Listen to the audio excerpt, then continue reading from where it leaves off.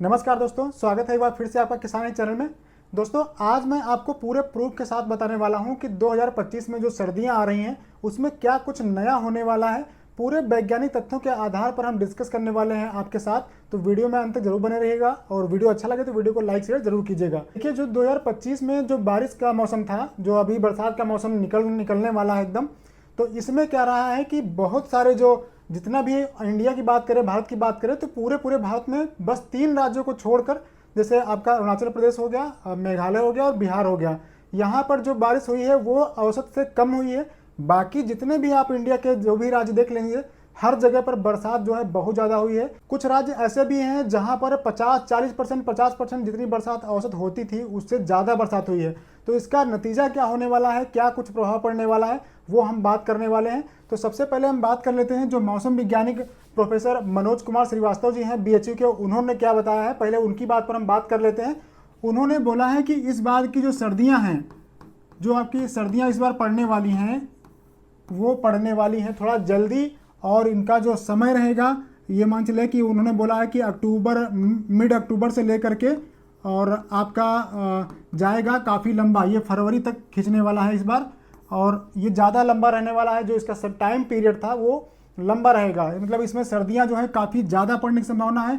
और उन्होंने बोला है कि बहुत जल्दी जो ठंडी हवाएं हैं वो बहुत जल्दी अपना असर दिखाना शुरू करेंगी, और जो लंबे समय तक सर्दी है वो चलने वाली है। तो ये तो हो गई उनकी बात।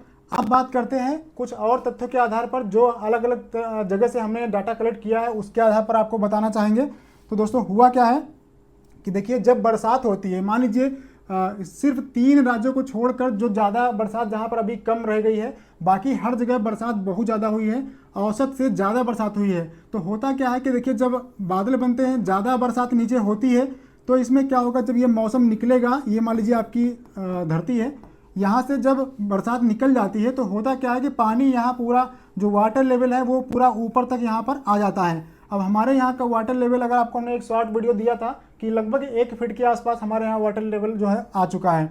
तो होता क्या है कि देखिए, जब ये वाटर टेबल ऊपर उठता है तो होगा क्या कि यहाँ पर जब बरसात ख़त्म हो जाएगी, उसके बाद क्या होगा कि यहाँ जब भी जैसे ही जाड़ा शुरुआत होगा, तो यहाँ पर शुरुआत से ही आपका जो मॉइस्चर है वो यहाँ मिट्टी में बहुत ज़्यादा मॉइस्चर, यहाँ पर बहुत ज़्यादा पहले से मॉइस्चर होगा, क्योंकि पानी पानी पूरी जगह पर आपको दिख रहा है। इस समय बहुत सारी फसलें डूब गई हैं, बहुत ज़्यादा पानी हो गया है। तो जब ये पानी यहाँ पर अधिकता रहेगी, पानी की धरती में ऊपर जब जो सरफेस है ऊपर का, यहाँ मॉइस्चर बहुत ज़्यादा रहेगा, तो ये क्या होगा, ये धीरे धीरे ऊपर उठना शुरू होगा। ये मॉइस्चर जब उड़ेगा तो होगा क्या कि इस बार जो कोहरा पड़ने का, जो धुंधला पड़ता था, वो बहुत ज़्यादा मात्रा में पड़ने वाला है। मतलब ऐसा नहीं कि आज पड़ेगा तो 2-4 दिन में छट जाएगा। वैज्ञानिक लोग तो ये कह रहे हैं कि इस बार जो कोहरा पड़ेगा वो 15-15 दिन तक सूरज नहीं दिखाई देगा। उन्होंने ऐसा ही बोला है, किसी किसी जगह से हमने जो डाटा निकाला है वहाँ पर लोग कह रहे हैं। तो इसका मतलब ये है कि जैसे देखिए, वैज्ञानिक तथ्य भी यही कहता है कि जब आपके यहाँ पर मिट्टी में मॉइस्चर बहुत ज़्यादा होगा, तो जब ये यहाँ से ऊपर उठेगा तो जाहिर सी बात है कि ये मॉइस्चर लेके उठेगा ऊपर, और जब मॉइस्चर होगा, हवा में मॉइस्चर ज़्यादा होगा, नमी ज़्यादा होगी, और जब ज़्यादा पड़ेगा तो इससे क्या इफेक्ट आएगा, कैसे किसान भाइयों को क्या सावधानी रखनी है, वो भी हम अभी बताएंगे आपको। तो देखिए, जब ज़्यादा मात्रा में कोहरा पड़ेगा तो होगा क्या कि मान लीजिए हफ्ते भर 10 दिन कोहरा बहुत ज़्यादा पड़ता है। वैसे तो दिसंबर से जनवरी तक बता रहे हैं कि दिसंबर से लेकर के जनवरी तक कोहरा बहुत ज़्यादा पड़ेगा, कुछ फरवरी में भी निकल जाएगा। दोस्तों, एक चीज़ आपको थोड़ा जो विज्ञान कहता है वो हम आपको बताते हैं, उसको थोड़ा समझने की कोशिश कीजिएगा। देखिए, जो पानी होता है, पानी की जो विशिष्ट ऊष्मा होती है, आपने पढ़ा होगा, पानी की जल की विशिष्ट ऊष्मा सबसे ज़्यादा होती है, यानी कि जल की विशिष्ट ऊष्मा होती है 1। इसका मतलब ये है कि 1 ग्राम पानी को गर्म करने के लिए, 1 डिग्री सेंटीग्रेड इसका जो टेम्परेचर है वो बढ़ाने के लिए आपको 1 कैलोरी की ऊष्मा की आवश्यकता होती है। ठीक है, ये आपका ये विज्ञान कहता है।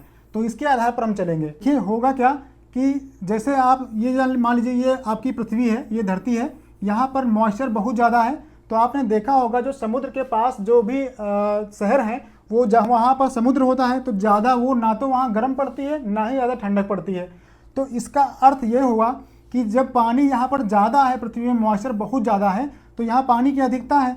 अब पानी की अधिकता है तो हो सकता है कि इस बार जो जाड़ा पड़ेगा, जो जाड़ा होगा, उसमें जो माइनस में टेम्परेचर जाता था जहाँ जहाँ, वहाँ माइनस में टेम्परेचर हो सकता है कि ना जाए, या हो सकता है कि जैसे जो टेम्परेचर अपने यहाँ जो लो ज़्यादा था उतना लो भले ही ना हो, और लेकिन यहाँ पर जब ये पानी जो है ये यहाँ पर ज़्यादा है, तो क्योंकि पानी जब जल्दी गर्म नहीं होता है, जल्दी ठंडा भी नहीं होता है, तो ये थोड़ा सा टेम्परेचर को भले ही ऊपर उठाने में, मेंटेन करने में सहायता करे, लेकिन यहाँ पर जो मॉइस्चर है वो ज़्यादा होने के कारण जो कोहरा पड़ने की समस्या है वो तो बहुत ज़्यादा होने वाली है इस बार। तो अगर इतना कोहरा पड़ेगा जैसा एक बार पहले पड़ा था, तो होगा क्या कि जैसे आपने टमाटर लगाया हुआ है, अब टमाटर लगाया है तो या कोई भी फसल आपने लगा रखी है, तो जब ये कोहरा पड़ेगा, लगातार पड़ेगा, धूप नहीं निकलेगी, तो जो इसकी पत्तियां हैं उनका क्लोरोफिल कम बनेगा, उनका भोजन कम बन पाएगा। तो ऐसे में फलों की जो फल लगने की क्षमता होती है वो घटेगी हर फसल की। दूसरी बात क्या होगी कि जब आपको ये 15-20 दिन जब खुलेगा नहीं, टेम्परेचर जब इसका ज़्यादा डाउन रहेगा, तो होगा क्या, आपको टाइम नहीं मिलेगा इसको। जो इसे मान लीजिए आप फंगीसाइड कोई डालना चाह रहे हैं, कोई दवा स्प्रे करना चाह रहे हैं, तो वो आप करने का टाइम नहीं मिल पाएगा। ये बराबर जो है कोहरा बना रहेगा, और जब तक धूप नहीं होगी तो बहुत बड़ी समस्या आने वाली है। आप जो भी फसलें हैं उनमें रोग ज़्यादा सताएंगे, रोग ज़्यादा होंगे तो फसल उत्पादन कम होगा, फिर धीरे धीरे रेट पे असर आएगा, वो कोई भी क्रॉप हो। अब एक चीज़ और आपको बता देते हैं, देखिए होगा क्या, ज़्यादातर किसान भाई नवंबर में गेहूं की बुआई करते हैं, नवंबर में आप भी गेहूं की बुआई करेंगे, और नवंबर करेंगे तो आप दिसंबर 15 दिसंबर के बाद और जनवरी में आप ज़्यादातर किसान भाई लोग क्या करते हैं कि खरपतवार नाशी दवा का इस्तेमाल करते हैं। जब खरपतवार नाशी दवा का इस्तेमाल करेंगे उस समय कोहरा पड़ रहा होगा और मौसम खुलेगा नहीं, तो जो आप दवा डालते हैं हर्बिसाइड, मान लीजिए क्लोडिनो डालते हैं या कुछ भी मेटसल्फ्यूरान वगैरह कुछ भी डालते हैं, तो वो अपना असर नहीं करेगी। जब तक पौधे को धूप नहीं मिलेगी तब तक वो अपना काम नहीं करेगी। तो आपको एक तैयारी ये करनी है कि आपको पहले जब आप गेहूँ बोएं तो 25 दिन के आसपास आपकी फसल हो जाए, वैसे ही आप कोशिश कीजिएगा जल्दी जल्दी अपनी दवा डाल के ख़त्म कर लीजिएगा, ताकि आपको हर्बिसाइड बाद में डालना ना पड़े।